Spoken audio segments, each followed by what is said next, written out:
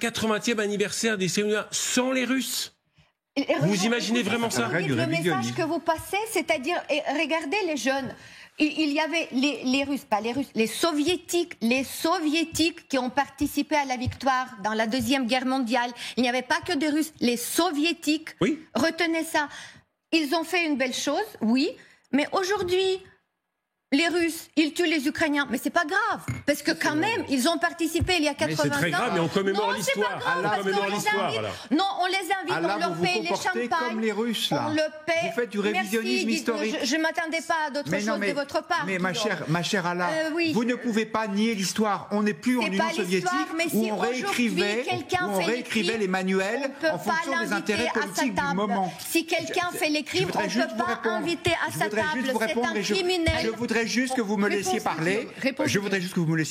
Vous êtes en train, emporté par votre passion, que je comprends bien comme ukrainienne, vous êtes en train, emporté par votre passion, que je comprends bien comme ukrainienne, de faire ce que les Russes font assez volontiers, c'est-à-dire du révisionnisme, c'est-à-dire on efface l'histoire quand elle ne nous arrange pas. Mais non, l'histoire, elle est là, et donc on l'accepte comme telle. En aucun cas, ça ne vaut blanc-seing pour le régime russe d'aujourd'hui. Mais vous ne pouvez pas, me semble-t-il, nier ce qu'a été le rôle historique de la Russie. Plusieurs fois, j'ai compris. Toujours m'accuser d'être dans l'émotion, c'est très misogyne, je trouve, parce qu'on ne m'accuse que moi sur le plateau. Ça, c'est indigne de vous. N'importe quel homme sur le plateau qui parle avec la passion, on ne lui dit jamais ça. On ne dit ça qu'à moi, donc c'est bon. Vous vous trompez. Donc, ok. D'autre part, ça s'appelle un élément de langage. Est-ce que je peux quand même parler un peu? Merci.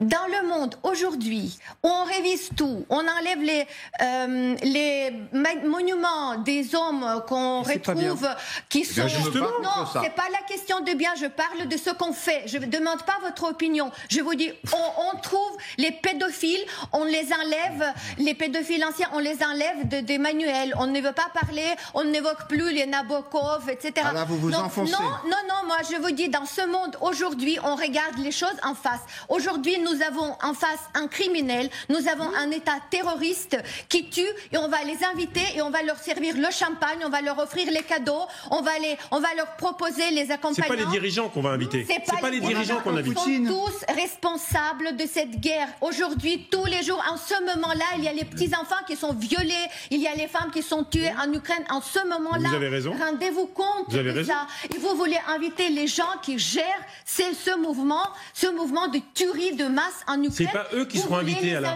Si, c'est eux, mais c'est... Ça peut être, par exemple, des enfants d'anciens combattants. Mais alors, j'entends ce que vous dites. On ne connaît pas la délégation. J'entends ce que vous dites. La raison, comment, je vais formuler les choses autrement, comment le 6 juin 2024, pour les 80 ans du débarquement en Normandie, comment rendre... D'ailleurs, vous avez eu raison. J'ai la réponse. Vous avez eu raison de dire que l'armée soviétique n'a pas débarqué en Normandie, mais... Peu importe, nous commémorons la victoire sur le Troisième Reich. Comment rendre hommage aux familles des soldats soviétiques qui sont courageusement morts, par exemple au siège de Berlin en avril 1945. Vous venez de le dire en rendant l'hommage verbalement, en disant voilà, il y avait les braves soldats soviétiques où il y avait plusieurs nationalités qui ont participé, on leur rend hommage, c'est tout. Déjà, c'est la